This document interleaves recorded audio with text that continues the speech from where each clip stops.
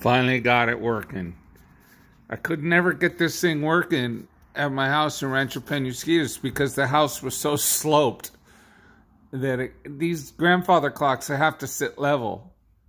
And the Great Hall is built on a slab on the top of this hill. It's so level. I mean, it's almost like it loves it here. Perfectly. I mean, as soon as I started it, it just kept running. And it just chimed 3 o'clock, which it hasn't done that in years.